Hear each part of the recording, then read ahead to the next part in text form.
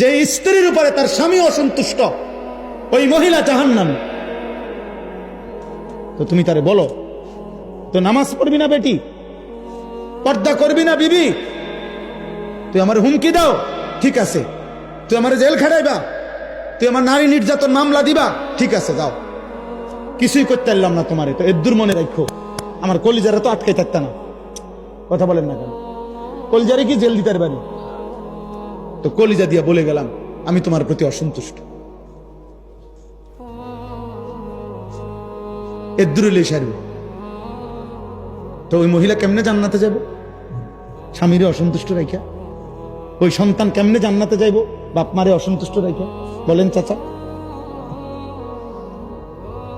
আল্লাহ আপনাদের সময়কে বেশি শক্ত কথা বলে ফেলছি নাকি তা ভাই?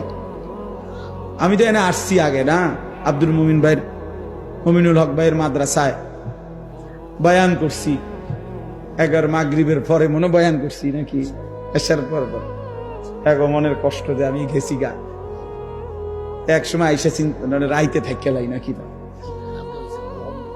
হ্যাঁ, আলহামদুলিল্লাহ, আল্লাহ তাআলা সবাইকে ভালো রাখেন। দিন মানে প্রিয় যুবক ছেলেরা, নওজোয়ান বন্ধু, নষ্ট হইও না।